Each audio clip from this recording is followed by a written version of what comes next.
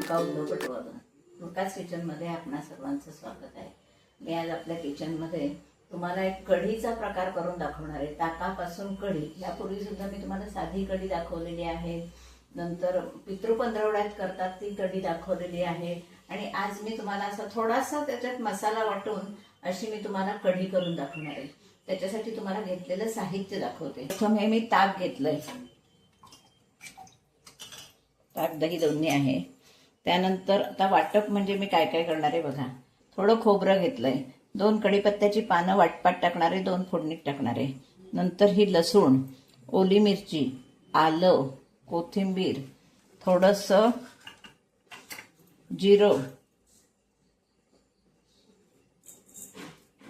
आणि 4 दाणे मी याच्यात मोहरीचे टाकणार आहे. मोहरीचा वास अत्यंत कढीला सुंदर लागतो, म्हणून मी मोहरी पण टाकणार आहे.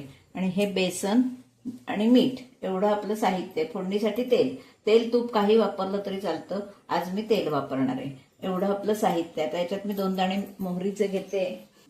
हे बघा, हे 2 दाणे आपण मोहरीचे पण घेते. सुंदर वास लागतो त्या मोहरीचा. आता आपण हे सगळं पहिल्यांदा वाटून घेणार आहोत. आलं, लसूण, मिरची, जे काय मी घेतलंय ते मी सगळं वाटून घेणार आहे. कोथिंबीर थोडी वरती घालायला ठेवते, थोडी आत घालते. खोबरं, काही जण खोबऱ्याचा रस काढून सुद्धा या कढीत घालतात, तो सुद्धा छान लागतो, पण मग सगळ्यांनाच तो आवडतो असं नाही. आणि आता हे वाटप करून मी काय करणार आहे माहिती का, थोडं गाळून घेणार आहे. मी गाळून घेतलं की आपल्याला तोंडाखाली काही मिळत नाही, म्हणजे असं नाहीतर खोबऱ्याचं कण किंवा लसणीचं थोडासा हा मिरची असं काय ते तोंडाखाली मिळतं, दाताखाली आपल्या. तसं न मिळण्यासाठी मी याच्यात गाळून घेणार आहे. मी हे सगळं, थोडी हळद, हे सगळं आपण वाटून घेऊया. आता आपण आपल्या मिक्सरला वाटून घेऊया.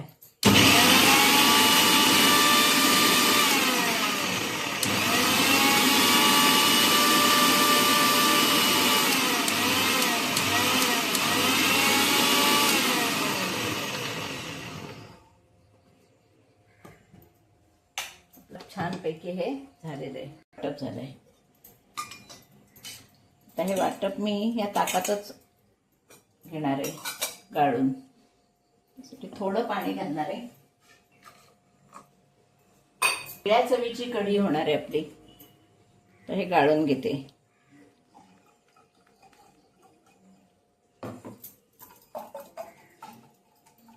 दाताखाली काहीही आपल्याला मिळणार नाही. थोडक्यात काय तर दाताखाली काहीही मिळणार नाही. एकदम कढी आपली प्लेन होईल.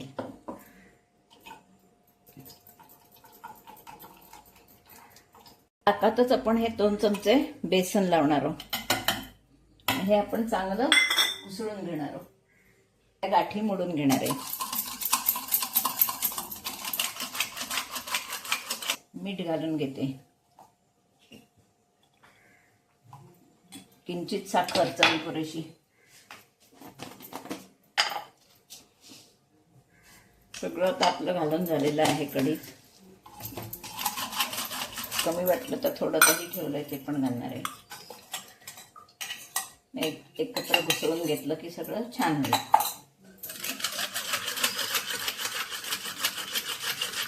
कढी फुटत नाही बेसन लावून व्यवस्थित घुसळून घेतलं की.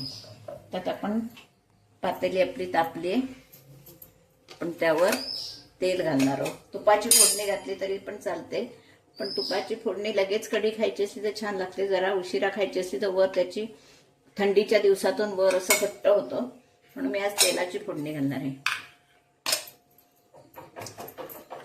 तर आपण तेल तापलं की मोहरी घालणार आहोत. तेल तापलेलं आहे. ताकाची कढी म्हटली की त्याला थोडी मेथीची फोडणी लागते. मेथी टाकली, जिरं टाकलंय, कढीपत्ता आपण वाटपात घातलाय, पण तरी सुद्धा 2 पानं कढीपत्त्याची घालणार आहे. नंतर हिंग. ही फोडणी म्हटली की खमंगपणासाठी आपल्याला हिंग हवा. आणि हळद आपण वाटपातही घातली, पण फोडणीत घातली की त्याचा रंग आणखीन चांगला येतो. आता आपण हे वर ताक ओतणार आहोत.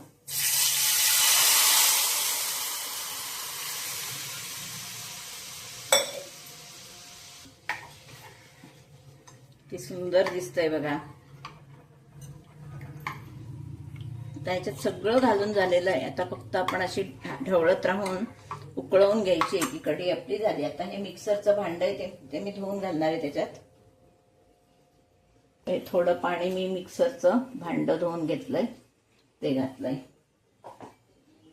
तर आपली ही कढी उकळली की कढी आपली तयार. किती सुंदर बघा, दाटसर झाली आणि छान एकदम वेगळ्या चवीची मसाला कढी. त्याला मसाला सगळा आपण वाटून लावलाय. सगळ्याचा वास असा सुंदर येतो आणि ही कढी पचायलाही सोपी आणि एकदम छान. कोणाचे आजारी माणूस कोण असलं तरी सुद्धा त्याच्या तोंडाला चव येईल अशी ही कढी आहे. तर मी अशी उकळवून घेते, मग दाखवते तुम्हाला. अशी ही आपली छानपैकी कढी, ताकाची कढी. एकदम गॅस बारीक ठेवायचा नाही तर पटकन ती वर येते. हे बघा छान उकळली आहे आणि दाटसर अशी सुंदर झालेली आहे कढी. त्याच्यात मोहरी आहे, त्या मोहरीचा एक छान वास येतो. अशीच मोहरीची आणखीन वेगळे प्रकार कढीचे करतात, तेही मी तुम्हाला दाखवणार आहे. केळं घालून, काकडी घालून अशी वेगवेगळ्या प्रकारानं कढी करतात, त्यासुद्धा मी तुम्हाला कढ्या दाखवणार आहे. म्हणजे कढीचे बरेच प्रकार आपण करू शकतो. आता आपली ही कढी तयार आहे, उकळली आहे. तर आपण ही वरून छानपैकी कोथिंबीर घालणार आहोत. आपली कढी तयार. आता कोथिंबीर घातली म्हणून, नाहीतर दाताखाली काहीही मिळायचा प्रश्न नाही. एकदम प्लेन कढी, अशी सुंदर कढी आपली पिण्यासाठी तयार आहे. भाताबरोबर किंवा अशीच सुद्धा अगदी भातानंतर म्हणजे जेवण झाल्यावर सुद्धा आपण ताकाऐवजी कढी पिऊ शकतो. आणि आपण आता बघितलं तुम्ही, बेसन लावलेलं आहे, नारळ घातलेलं आहे. पण म्हणजे बेसन लावल्यामुळे आपलं दूध जरी नारळाचं आत गेलं असलं तरी ते फुटू शकत नाही. किती अशी प्लेन कढी झाली आहे बघा, एकदम सुंदर. कधीही ताकाची कढी अशी ढवळत राहायची. नारळाचं दूध जरी घातलेलं असलं तरी ते सुद्धा फाटत नाही. असं जर ढवळत राहिलं तर मुळीच फाटत नाही. अशी आपली कढी तयार आहे. आता ही कढी मी कशी केली, माझा व्हिडिओ तुम्ही पहिल्यापासून शेवटपर्यंत बघा.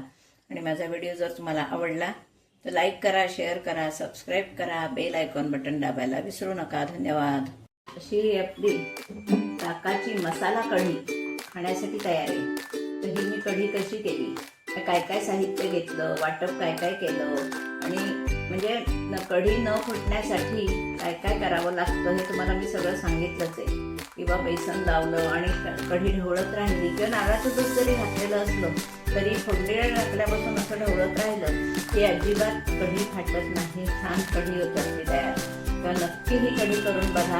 आणि म्हणजे आता पावसाळ्यात ही कढी प्यायला छान वाटते घरात. अशी कढी नक्की करून बघा. आणि तुम्हाला जर माझा व्हिडिओ आवडला तर लाईक करा, शेअर करा, सबस्क्राईब करा, बेल आयकॉन बटन दाबायला विसरू नका. धन्यवाद. आता ही कढी मी तुम्हाला पिऊन त्याची चव सांगते.